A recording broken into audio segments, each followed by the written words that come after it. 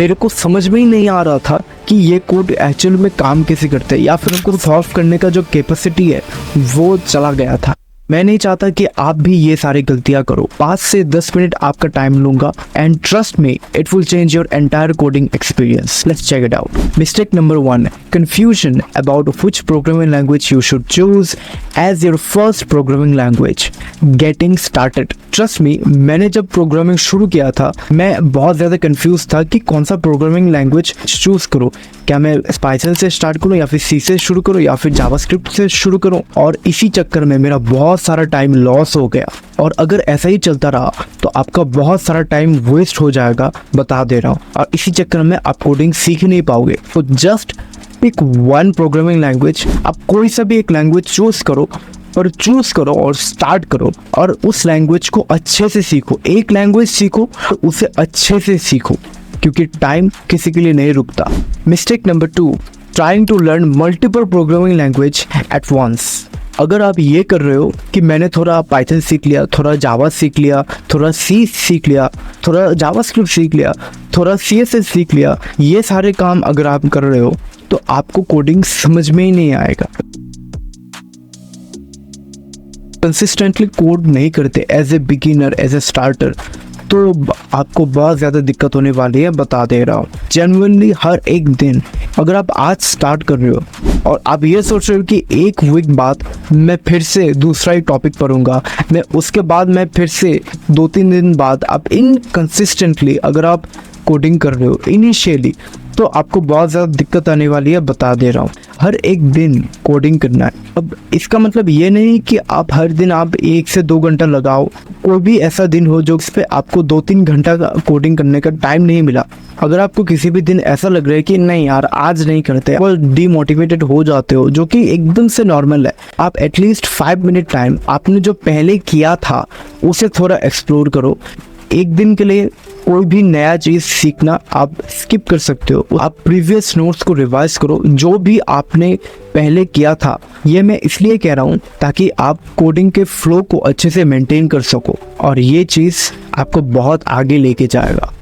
Mistake number 3, trying to remember the code rather than understanding it. Coding का जो concept है वो थोड़ा बहुत मैथ्स की तरह ही होता है, एटलीस्ट मुझे तो ऐसा लगता है। वो पूरा का पूरा लॉजिक बिल्डिंग के ऊपर डिपेंडेंट है। इनिशियली मैं भी ऐसा करता था। मैं लाइंस ऑफ कोड को याद रखने की कोशिश करना था कि हाँ भाई इसके बाद ये, इसके बाद ये वाला, ये क्लास के अंदर लूप्स करना है, लूप्स के बाद ये करना है। मैं लाइंस ऑफ कोड को रिमेंबर करने की कोशिश करता था। और जब मैं थोड़ा एडवांस चीज़ें सीखने लगा, जैसे कि एसिंक्रोनस जावास्क्रिप्ट का कॉन्सेप्ट कैसे काम करता है, जावास्क्रिप्ट पे प्रॉमिसेस कैसे काम करता है, क्लास को कहाँ पे यूज़ करना है, और उसी दौरान जब मैं आगे बढ़ने की कोशिश की मेरे लॉजिक बिल्डिंग का तहस महस हो गया। मेरे को समझ में ही नहीं आ रहा था कि ये कोड एक्चुअल में काम कैसे करता है या फिर खुद से प्रॉब्लम को सॉल्व करने का जो कैपेसिटी है वो चला गया था। तो लाइंस ऑफ कोड को कभी भी रिमेंबर करने की कोशिश मत करो, उससे समझने की कोशिश करो कि ये कोड एक्चुअली में कहता क्या है। स्टेप बाय स्टेप हर एक चीज़ को समझने की कोशिश करो और अपने आप से प्रॉब्लम को पहले सॉल्व करने की कोशिश करो, उससे आपका लॉजिक बिल्डिंग बढ़ेगा। जस्ट फॉर एन एग्जांपल, हम जब नॉर्मल लाइफ पे किसी से बात करते हैं, क्या हम रट्टा मार के बात करते हैं? नहीं करते ना। सामने वाला जो भी बोल रहा है उसे अच्छे से समझते हैं, उसके बाद हम अपना रिप्लाई देते हैं। तो उससे क्या होता है, आपकी अच्छी कम्युनिकेशन बनता है और आपका लाइफ इजी हो जाता है।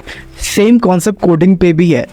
तो हाँ, लॉजिक बिल्डिंग पे फोकस करो, अच्छे से कोड को समझने की कोशिश करो, ये बहुत ज़्यादा इम्पोर्टेंट है। और ये मिस्टेक मुझ पे बहुत भारी पड़ा। मिस्टेक नंबर 3 या 4 फ़र्क नहीं पड़ता, AI टूल्स। अब आप पूछोगे कि यार AI टूल्स तो अच्छी बात है, हर एक कोडर्स को AI टूल्स यूज़ करना चाहिए, उससे उसकी प्रोडक्टिविटी बढ़ता है। AI टूल्स आपको कब यूज़ करना चाहिए ये जानना बहुत ज़्यादा इम्पोर्टेंट है। अगर आप किसी भी प्रोग्रामिंग लैंग्वेज सीख रहे हो और उससे रिलेटेड प्रॉब्लम्स आप प्रैक्टिस कर रहे हो प्रॉब्लम्स का जो सोल्यूशन है वो एआई टूल्स को यूज़ करके डायरेक्टली कोड जनरेशन यूज़ नहीं करना चाहिए। अगर आप डायरेक्टली चैट जीपीटी पे जाके या फिर क्लॉड 3 पे जाके वो शायद अच्छे से कोड जनरेट करके पूरा सोल्यूशन दे दे, पर आपका लॉजिक बिल्डिंग यहाँ पे कहाँ हुआ? यहाँ पे शायद आपको थोड़ा सावधानी बरतने की ज़रूरत है। एआई टूल्स को रेलेवेंटली यूज़ करना है उसी टाइम पे जब आप किसी भी पॉइंट पे अटक जाते हो, या फिर आपको ये प्रॉब्लम कैसे सॉल्व करना है, कौन से स्टेप्स करके आप ये प्रॉब्लम का सल्यूशन आप निकाल सकते हो खुद से, उस चीज़ के लिए आप एआई टूल्स का यूज़ कर सकते हो, जो कि एज ए गाइड आपको अच्छे से असिस्ट करेगा। अगर आप डायरेक्टली कोड जनरेशन पे चले गए, आपको तो खुद से कुछ भी समझ में नहीं आया, तो इनिशियली एआई टूल्स को कोडिंग के लिए लिमिटेड नंबर ऑफ चीज़ों पे यूज़ करना है।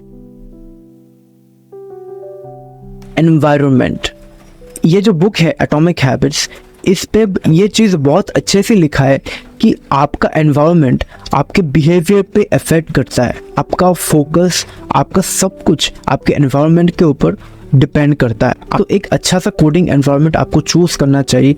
एक पर्टिकुलर पीसफुल टाइम पे आपको कोडिंग करना है, ताकि आपके फोकस पे किसी भी टाइप का इंटरप्शन ना हो। आपको वो चीज़ ध्यान में रखना है, क्योंकि क्राउडेड एनवायरनमेंट पे अगर आप कोडिंग करने जाओगे, आपको कुछ भी समझ में नहीं आएगा। दिमाग में हज़ारों थॉट्स चलेंगे और आप सेकंड टू सेकंड डिस्ट्रैक्टेड होते चले जाओगे, और ये चीज़ नहीं करना है। कैसे भी हो एक अच्छा सा एनवायरनमेंट चूज़ करो। कॉलेज का लाइब्रेरी हो सकता है, ये आपके रूम का एक पीसफुल जगह हो सकता है, ये आपसे ज़्यादा और कोई नहीं जानता। तो मेक श्योर कि एक अच्छा सा कोडिंग एनवायरनमेंट चूज़ करो और अपने 24 घंटे का एक पर्टिकुलर टाइम कोडिंग सेशन के लिए सेट करो। बेसिकली डीप वर्क का एक कॉन्सेप्ट है जो कि आपको अपनाना है।